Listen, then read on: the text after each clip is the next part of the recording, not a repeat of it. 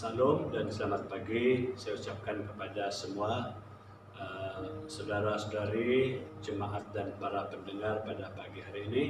Kita bersyukur kepada Tuhan sebab Tuhan itu baik dan sangat baik untuk kita, di mana sepanjang minggu Tuhan telah memelihara kita sampai pada pagi hari ini. Kita diberikan kekuatan kesehatan, itu bukan karena kita, tapi semuanya adalah oleh karena Tuhan. Jadi meneruskan ibadah kita pada pagi hari ini, kita akan berdoa. Saya akan membawa kita dalam doa. Kami bersyukur kepada-Mu ya Tuhan Yesus pada pagi hari ini, sebab Engkau Allah yang baik, Allah yang selalu ada bagi kami, Allah yang tak pernah meninggalkan kami. Pagi hari ini kami menyerahkan masa yang kami gunakan untuk kami mendengar sabda-Mu pagi hari ini. Mari Tuhan Yesus, Engkau pakailah hamba-Mu yang akan menyampaikan firman-Mu, agar hamba-Mu juga Tuhan Yesus diurapi menjadi saluran berkat kepada setiap pendengar pada pagi hari ini. Melalui kebenaran firman-Mu, setiap kami dikuatkan di dalam iman kami ya Tuhan Yesus. Terpujilah nama-Mu, sertai ibadah kami dari awal sehingga selesai, agar semuanya dapat berjalan dengan baik oleh karena Tuhan. Hanya di dalam nama Tuhan Yesus kami berdoa. Amin. Jadi mari bersama saya melihat di dalam Galatia pasal 5 ayat yang pertama. Galatia pasal yang kelima ayat yang pertama, ayat 1, yang berkata demikian: supaya kita sungguh-sungguh merdeka, Kristus telah memerdekakan kita. Karena itu berdirilah teguh dan jangan mau lagi dikenakan perhambaan. Sekali lagi, supaya kita sungguh-sungguh merdeka, Kristus telah memerdekakan kita. Karena itu berdirilah teguh dan jangan mau lagi dikenakan perhambaan. Melalui teks firman Tuhan pagi hari ini, saya ingin kita sama melihat tentang satu tema, yaitu kemerdekaan di dalam Kristus. Kemerdekaan di dalam Kristus. Bercakap tentang kemerdekaan, mungkin kita tahu apa arti ataupun apa maknanya tentang kemerdekaan. Oke, jadi menurut Wikipedia, saya lihat menurut Wikipedia, istilah kemerdekaan digunakan untuk membezakan dengan penaklukan yang merujuk kepada sesuatu kawasan sebagai wilayah yang dikawal oleh sebuah kerajaan luaran dari segi politik dan tentera. Nah, jadi perkataan ini terkadang juga digunakan dalam arti kata yang lebih lemah untuk membezakan dengan hegemoni, hegemoni yang merupakan kawalan sebuah negara secara tak langsung oleh sebuah negara yang lebih kuat. Nah, jadi kemerdekaan boleh merupakan taraf permulaan bagi sebuah negara, bagi sebuah negara muncul seringkali untuk mengisi kekosongan politik, tetapi sering merupakan pembebasan daripada kuasa yang mendominasi kawasan itu. Ini menurut Wikipedia. Dari segi negatif, kemerdekaan juga boleh ditakrifkan sebagai keadaan yang tidak dikuasai oleh kuasa yang lain melalui penjajahan, dasar perluasan kuasa atau imperialisme. Nah, jadi kemerdekaan boleh diperoleh melalui penjajahan, pemisahan atau pembagian. Walaupun ketiga-tiga ini sering kebetulan dengan kemerdekaan, ketiga-tiga ini harus, ketiga-tiga ini harus tidak mengelirukan, dengan tidak dikelirukan dengan pemberontakan yang biasanya merujuk kepada penggulingan pihak berkuasa secara ganas. Ini kadang hanya bertujuan untuk pengagihan semula kuasa dengan ataupun tanpa unsur pembebasan. Ini menurut Wikipedia tentang kemerdekaan. Nah, bercakap tentang kemerdekaan, biasanya kalau dari dulu kita dengar kalau bulan Ogos adalah bulan kemerdekaan. Nah, saya tidak bercakap tentang kemerdekaan seperti mana yang saya kata dari awal tadi. Namun pada pagi hari ini saya ingin bercakap tentang kemerdekaan di dalam Kristus. Kemerdekaan yang terdapat di dalam Kristus. Sesuai mana bahagian firman Tuhan yang telah dibacakan, teks firman yang telah dibacakan untuk kita pagi hari ini, saya ingin bercakap tentang kemerdekaan di dalam Kristus seperti mana tema kita. Nah, jadi itulah yang menjadi status, itulah status yang dimiliki oleh orang-orang yang telah menerima Yesus sebagai Tuhan. Kemerdekaan di dalam Kristus. Karena Kristus telah memerdekakan dari segala ikatan, daripada segala kutuk dosa. Nah, jadi Rasul Paulus katakan supaya kita sungguh-sungguh merdeka.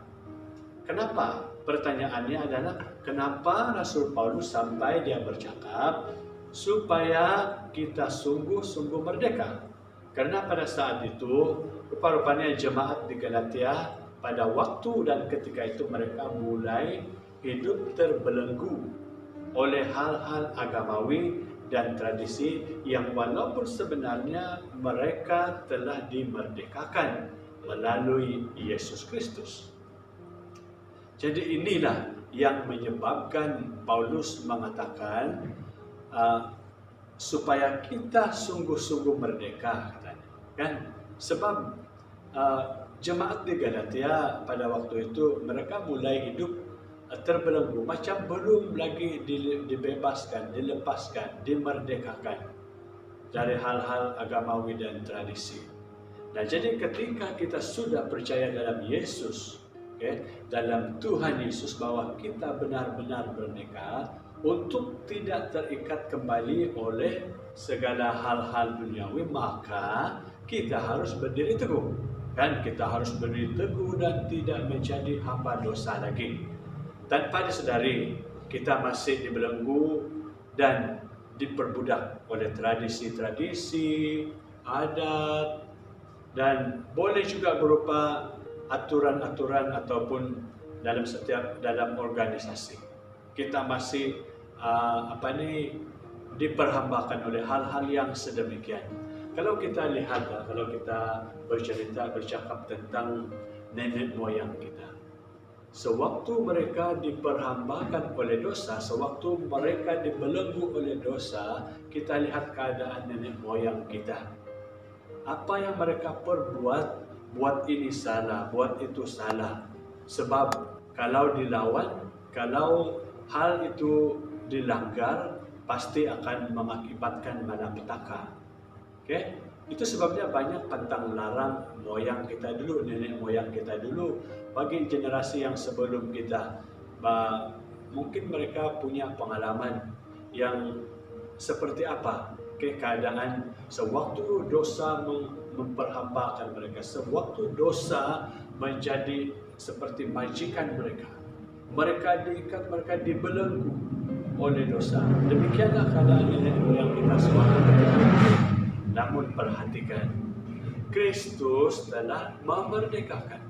Nah, jadi kita dapat bezakan waktu dibelenggu oleh dosa, diperhambakan oleh dosa, kemudian dibebaskan daripada dosa itu, kita dapat lihat keadaan perbezaannya seperti apa. Bapak Ibu Saudara yang dikasihi Tuhan, mari kita lihat tentang kemerdekaan di dalam Kristus. Dan kita akan lihat ciri-ciri orang yang mengalami kemerdekaan di dalam Kristus. Kita akan lihat ciri-ciri orang yang mengalami kemerdekaan dalam Kristus. Yang pertama, ciri orang yang mengalami kemerdekaan dalam Kristus adalah mereka memiliki kemerdekaan sejati dalam Kristus. Kemerdekaan sejati dalam Kristus. Merdeka sejati dalam Kristus ketika kita lepas dari segala ikatan duniawi. Apa yang mengikatkan kita, apa yang masih membuatkan kita rasa terikat. Bila kita memiliki kemerdekaan sejati, kita akan rasa terlepas, kita akan rasa bebas daripada ikatan tersebut. Ketika kita lepas dari segala ikatan duniawi dan hidup menurut kebenaran Allah, karena itu juga kita perhatikan kita jaga kekudusan hidup. Sebab itu, Bapak Ibu yang Tuhan Yesus kasihi, ciri orang yang mengalami kemerdekaan di dalam Kristus, mereka memiliki kemerdekaan sejati, benar-benar merasa bebas, merasa lepas, tidak lagi diikat oleh perkara-perkara duniawi ini. Dan orang yang sungguh-sungguh mengalami kemerdekaan, dia menjaga kekudusan hidupnya. Dia menjaga kekudusan hidupnya. Apa tingkah laku dia, apa tutur katanya. Orang yang sungguh-sungguh mengalami kemerdekaan di dalam Kristus, dia punya ciri ini, mengalami kemerdekaan yang sejati. Menjaga kekudusan hidupnya. Merdeka sejati artinya kita benar-benar merdeka. Tidak lagi terganggu oleh hal-hal duniawi. Tidak lagi diikat. Tidak lagi dipengaruhi. Tidak lagi diperhambakan oleh hal-hal duniawi yang mengikatkan kita. Karena itu kita haruslah bertanggung jawab dengan kemerdekaan yang sudah Tuhan berikan dalam hidup kita. Sungguh besar, sungguh hebat, sungguh luar biasa apa yang Tuhan telah kerjakan dalam kehidupan kita sebagai orang percaya kepada Tuhan. Para pendengar semua pada pagi hari ini. Nah, jadi kita telah dimerdekakan di dalam Kristus. Nah, ciri orang yang mengalami kemerdekaan itu dia punya ciri memiliki kemerdekaan yang sejati, yang benar-benar ditunjukkan melalui gaya hidupnya dengan menjaga kekudusan hidupnya. Yang kedua, bertanggung jawab atas kemerdekaan yang sudah diberikan Tuhan dalam hidup kita. Nah, kita harus bertanggung jawab atas kemerdekaan yang sudah diberikan Tuhan dalam hidup kita. Waktu diperhambakan oleh dosa sungguh tidak baik. Apa yang dilakukan.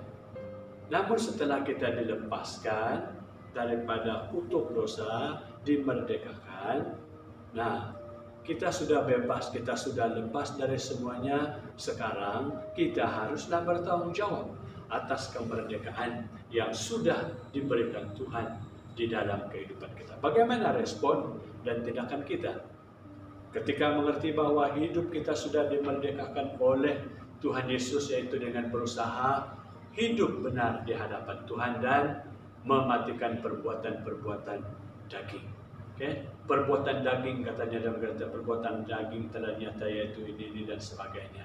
Nah, jadi jika kita sungguh-sungguh dimerdekakan di dalam Tuhan, kita haruslah bertanggung jawab atas kemerdekaan yang sudah Tuhan berikan kepada kita.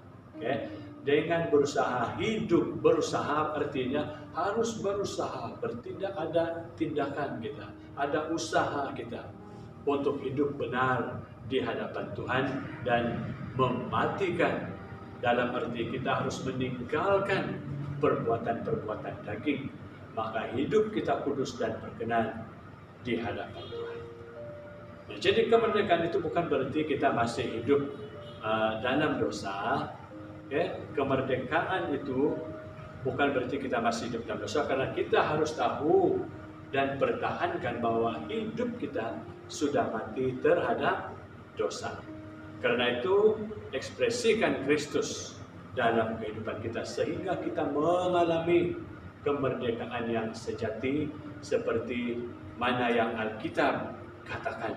Dalam Galatia 5 ayat 13, saudara-saudara, memang kamu telah dipanggil untuk merdeka, tetapi janganlah katanya mempergunakan kemerdekaan itu sebagai kesempatan untuk kehidupan dalam dosa, melainkan layanilah seorang akan yang lain oleh kasih.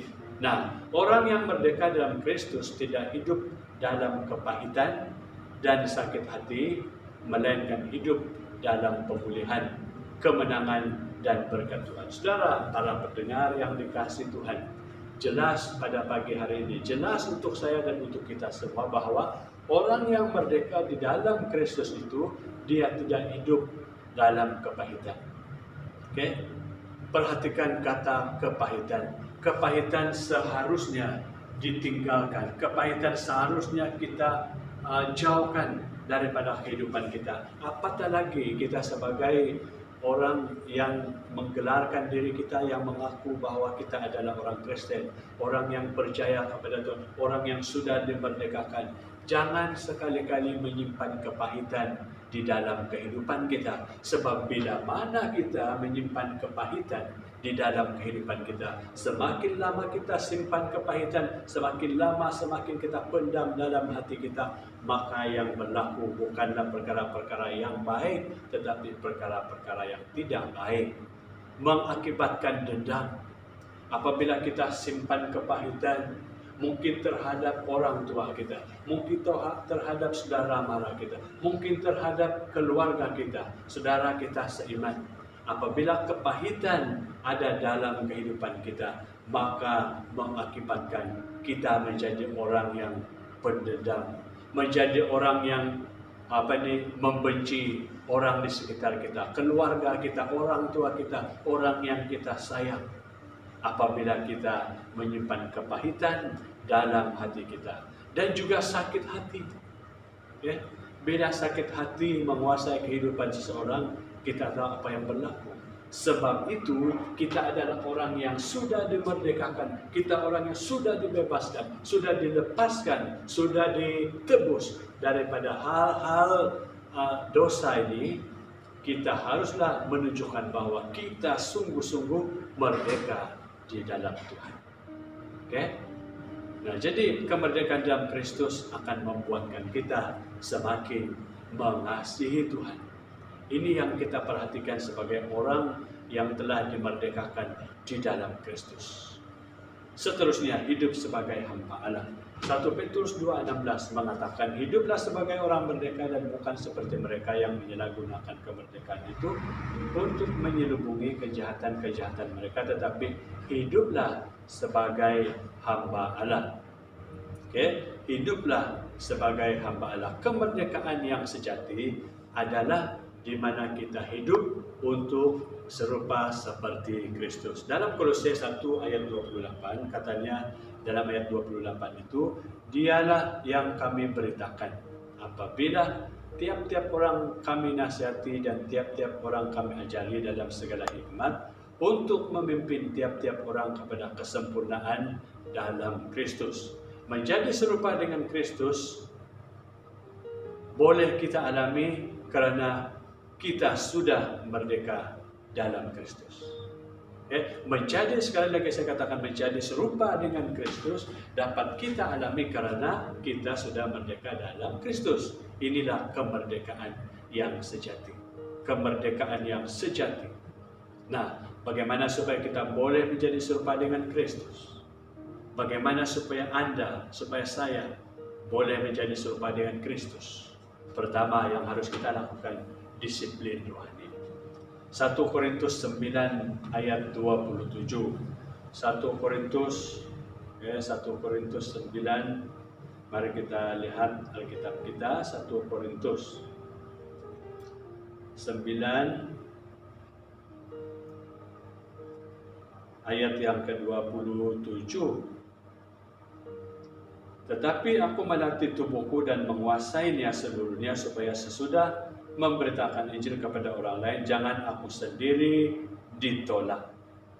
Oke, ini bercakap tentang disiplin rohani. Oke, melatih tubuhku katanya dan menguasainya seluruhnya, supaya sudah memberitakan Injil kepada orang lain, jangan aku sendiri ditolak.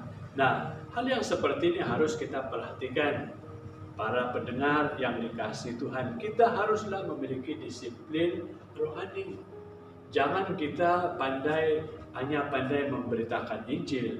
Jangan kita hanya pandai berkhotbah. Jangan kita hanya pandai menasihati. Tetapi kita sendiri tidak mengikuti apa yang kita katakan, apa yang kita sampaikan, apa yang kita beritakan.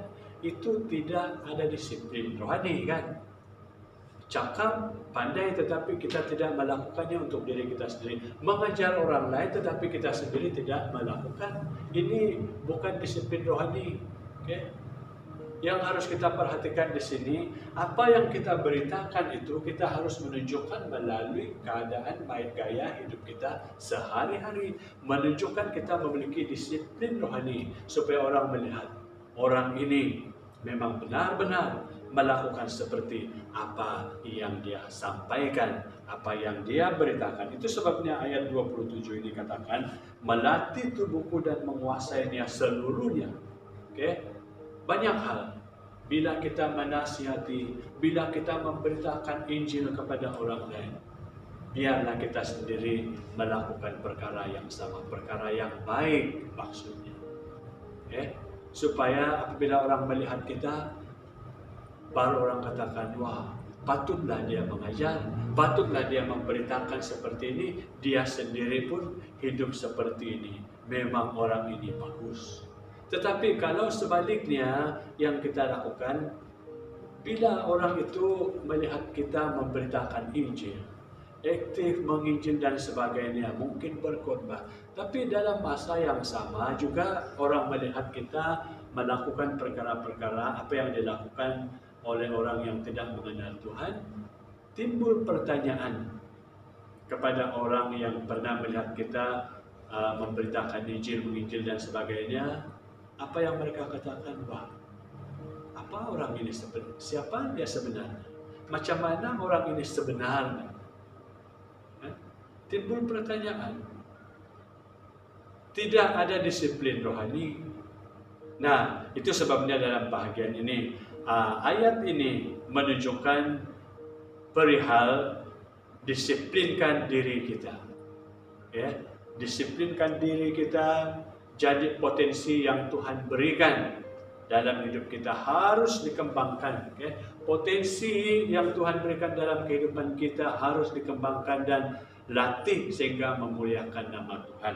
Itu sebabnya aku melatih tubuhku dan menguasainya seluruhnya, katanya daripada ayat yang ke-27. Jadi itu yang harus kita lakukan. Yang pertama, bagaimana supaya kita boleh menjadi serupa dengan Kristus, disiplin rohani. Yang kedua, tinggal dalam Kristus dan Kristus tinggal dalam kita. Ayat pasal 15 ayat 5 daripada Yohanes. Ini ayat yang biasa kan.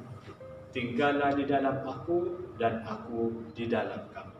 Nah, tinggal dalam Kristus karena apa yang dari dalam ini,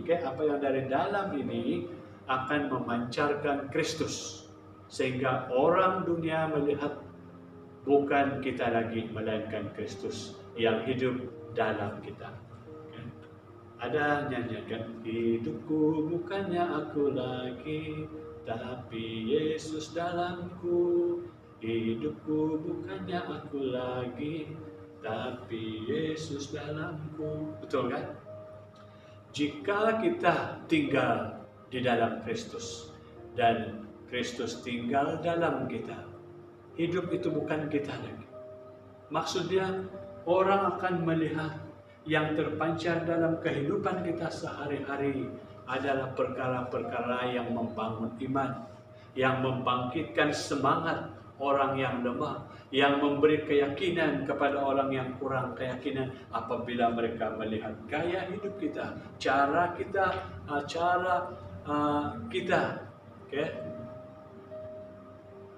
Maksudnya supaya dalam kita hidup sebagai orang yang dimerdekakan di dalam Kristus, kita harus tinggal di dalam Tuhan.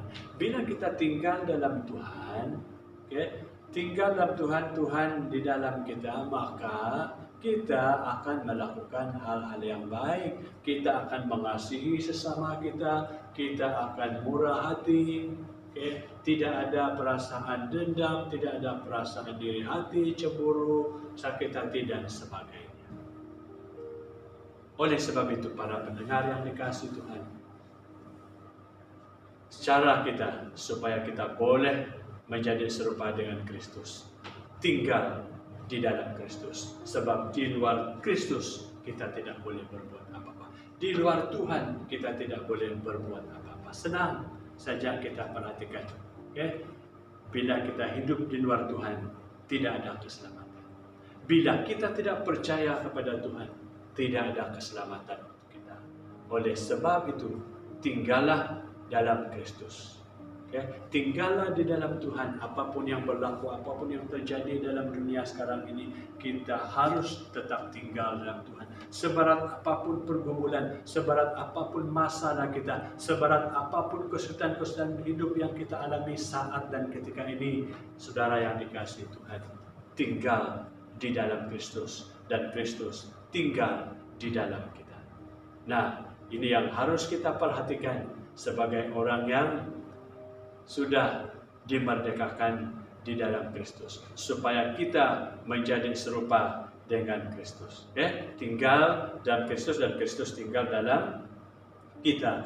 Yang seterusnya, hidup dalam kasih karunia. 1 Korintus 15 ayat yang ke-10.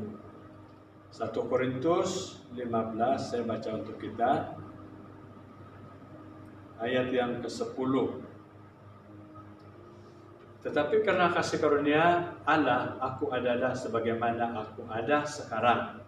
Dan kasih karunia yang dianugerahkannya kepadaku tidak sia-sia. Sebaliknya, aku telah bekerja lebih keras daripada mereka semua. Tetapi bukannya aku, melainkan kasih karunia Allah yang menyertai aku. Hidup dalam kasih karunia. Nah, supaya kita boleh menjadi serupa dengan Kristus, hiduplah dalam kasih karunia. Hiduplah di dalam kasih karunia. Berjalanlah dalam kasih karunia Tuhan, bukan karena kekuatan kita, bukan karena kegagahan kita, bukan karena kebolehan kita, melainkan biarkan Yesus terus bekerja dan memakai serta mengekspresikan melalui kehidupan kita sehari-hari. Jadi para jemaat, para pendengar yang dikasihi Tuhan, tema kita pagi hari ini bercakap tentang kemerdekaan di dalam Kristus. Kita telah dimerdekakan, Kristus telah memerdekakan kita. Jadi karena itu katanya dalam ayat 1 daripada Galatia ini, supaya kita sungguh-sungguh merdeka dan Kristus telah memerdekakan kita, kita harus berdiri teguh. Berdirilah teguh dan jangan lagi mau dikenakan kuk perhambaan. Kita sudah bebas, kita sudah lepas, kita sudah dimerdekakan. Jangan lagi mau dikenakan kuk perhambaan. Jangan lagi mau diperbudakan oleh dosa. Jangan lagi bersikap seolah-olah kita belum merdeka. Sebenarnya kita sudah dimerdekakan.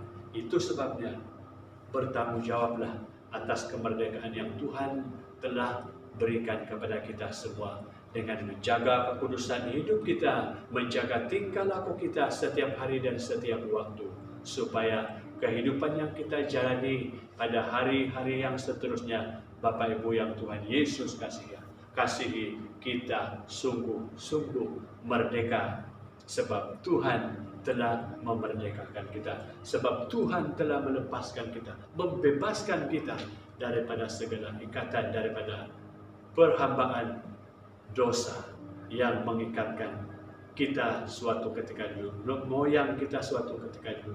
Namun sekali lagi saya katakan, Kristus telah memerdekakan kita. Tuhan memberkati. Puji Tuhan, Bapak Ibu yang Tuhan Yesus kasihi, semoga semua kita diberkati melalui firman Tuhan Yesus pada pagi hari ini. Mari kita berdoa.